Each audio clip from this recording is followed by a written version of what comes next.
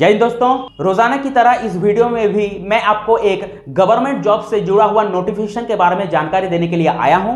Central zoo authority of India की तरफ से देश में जितने भी आपके चिड़ियाघर है, जितने भी आपके जू है, दिल्ली जू हो गया, अलीपुर जू हो गया, पटना जू हो गया वगैरह वगैरह, जितने भी आपका सेंट्रल जू अथॉरिटी से मान्यता प्राप्त जितने भी आपके चिड़ियाघर है, उन सभी में आपके 2 पोस्ट पे वैकेंसी से जुड़ा हुआ जो है नोटिफिकेशन आया है। भर्तियां लिया जाएगा 2 पोस्ट, एक हो गया आपका सुपरवाइजर और दूसरा हो गया आपका क्लर्क। इन 2 पोस्ट पे जो है देश में जितने भी है ना, इंडिया में जितने भी आपका central zoo authority of India से मान्यता प्राप्त जितने भी जू है, उन सभी में जो है भर्तियां लिए जाएंगे आपके 2 पोस्ट पे। याद रखिएगा, सुपरवाइजर और क्लर्क के। ये एक शॉर्ट नोटिफिकेशन है। इस नोटिफिकेशन में आपको जो है फी के बारे में, एज के बारे में, डॉक्यूमेंट्स के बारे में, इन सभी के बारे में जो जानकारी दिया गया है। सिर्फ और सिर्फ इसका अप्लाई डेट के बारे में नहीं बताया गया है, ठीक है। इसके बाद जो है आपका एक और नोटिफिकेशन आएगा जिसमें इसके एप्लीकेशन डेट के बारे में बताया जाएगा। बहुत अच्छा फॉर्म है, सीधी भर्ती है।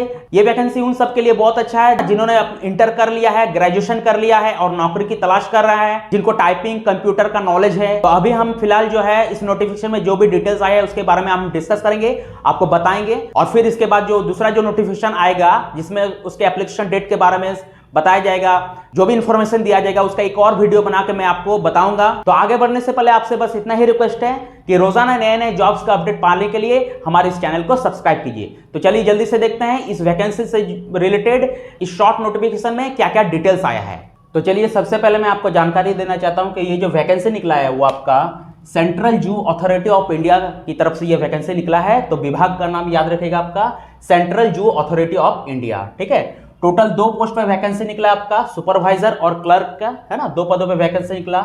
दोनों को मिलाकर आपका जो है 9456 पोस्ट पे जो है वैकेंसी आपका निकला है। तो टोटल नंबर ऑफ पोस्ट होगा आपका 9456, दोनों को मिलाकर, सुपरवाइजर और क्लर्क, इन दोनों को मिलाकर आपका 9456 पोस्ट पे वैकेंसी निकला है। लेकिन नोटिफिकेशन में यह भी बताया गया है पोस्ट की संख्या आपका बढ़ सकता है, ठीक है। लेकिन अभी जो है आपका नोटिफिकेशन में सिर्फ और सिर्फ आपका 9456 पोस्ट दिखाया जा रहा है, बताया जा रहा है। एज का अगर बात करें तो मिनिमम 18 साल और मैक्सिमम 35 साल, ठीक है। अगर किसी का एज 18 साल से कम हो रहा है या 35 साल से ज्यादा हो रहा तो उस वैकेंसी को नहीं भर सकता है। तो एज लिमिट याद रखेगा आपका 18 से 35।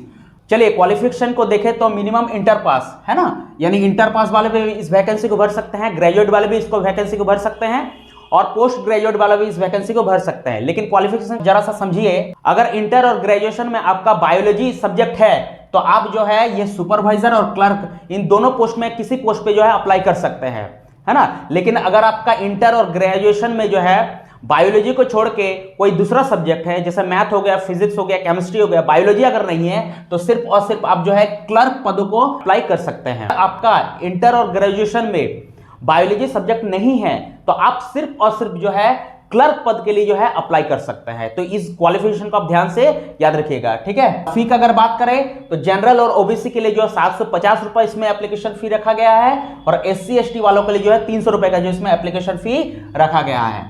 अप्लाई डेट का बात करें तो याद रखिएगा अभी नोटिफिकेशन में इसका एप्लीकेशन डेट के बारे में कुछ नहीं बताया गया है, लेकिन एक संभावना के अनुसार जो है मई से इसका ऑनलाइन एप्लीकेशन स्टार्ट हो जाएगा। एक और नोटिफिकेशन आएगा, उस नोटिफिकेशन में बता दिया जाएगा कि कब से जो है इसका एप्लीकेशन स्टार्ट होगा, है ना, क्या स्किल टेस्ट होगा या नहीं होगा, रिटन एग्जाम होगा या नहीं होगा, देश के हर एक जू में, चिड़ियाघर में नंबर ऑफ पोस्ट कितना है, ये सब जो है एक और नोटिफिकेशन आएगा, उसमें आपको बता दिया जाएगा।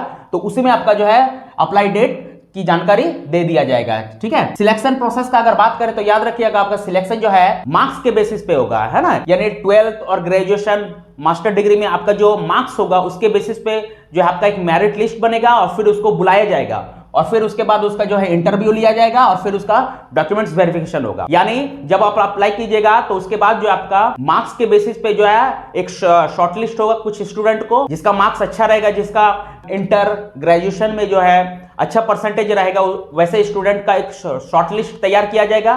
फिर उन सभी स्टूडेंट को जो है इंटरव्यू के लिए बुलाया जाएगा और फिर जब वो इंटरव्यू क्वालिफाई कर जाएगा तो फिर उसका जो है डॉक्यूमेंट्स वेरिफिकेशन होगा। लेकिन साथ ही साथ नोटिफिकेशन में यह भी बताया गया है कि मान लीजिए अगर इसमें नंबर ऑफ स्टूडेंट की संख्या अगर बढ़ जाती है ना, अप्लाई करने वाले विद्यार्थियों की संख्या अगर बहुत ज्यादा हो जाता है ना, तो इसमें जो है आपका स्किल टेस्ट और रिटन एग्जाम भी रखा जा सकता है, ठीक है। स्किल टेस्ट में आपका जो है computer typing, Hindi typing, English typing ये होगा, और रिटेन एग्जाम जो है आपका सीबीटी भी हो सकता है या फिर ऑफलाइन बेस पे हो सकता है। तो इस बात का याद रखिएगा। तो ये जो स्किल टेस्ट और रिटेन एग्जाम जो है लिखित परीक्षा, ये उस स्थिति में लिया जाएगा जब नंबर ऑफ एप्लीकेंट्स जो है ज्यादा हो जाएगा, यानी आवेदकों की संख्या जो है ज्यादा हो जाएगा। तो वो आपको क्लियर कर दिया जाएगा जब सारा फॉर्म जब है भरा जाएगा। तो उसके बाद जब दूसरा जो फाइनल जो नोटिफिकेशन आएगा उसमें ये क्लियर कर दिया जाएगा कि इसका जो है CBT exam, written exam, skill test होगा या नहीं होगा। तो अभी जो है नोटिफिकेशन में सिर्फ ये बताया गया है कि ये जो है सीधी भर्ती है, डायरेक्ट भर्ती है, ठीक है। यानी सबसे पहले आपका 12 ग्रेजुएशन में जो मार्क्स आया, परसेंटेज आया है, उसके बेसिस पे आपका पहले एक शॉर्टलिस्ट तैयार होगा, फिर उसमें से शॉर्टलिस्ट किए गए स्टूडेंट को जो है इंटरव्यू के लिए बुलाया जाएगा, फिर उस इंटरव्यू में जो क्वालिफाई करेगा, है ना, उसका फिर डॉक्यूमेंट्स वेरिफिकेशन होगा। सारे डॉक्यूमेंट्स अगर सही पाए जाते हैं, हाँ, फिर उसको जो है मेरिट लिस्ट बनेगा और उसका फिर सिलेक्शन होगा, ठीक है। सैलरी का अगर बात करें तो याद रखिएगा आपका सुपरवाइजर पोस्ट के लिए जो आपका 25,000 से लेकर 40,000 तक जो है आपका पर मंथ सैलरी मिलेगा। साथ ही साथ पीएफ, ईएसआई जितने भी होंगे वो भी मिलेंगे आपके। और क्लर्क पोस्ट के लिए जो आपके 22,000 से लेकर 35,000 पर मंथ सैलरी आपको दिया जाएगा। साथ ही साथ पीएफ, ईएसआई इसमें भी होगा, ठीक है।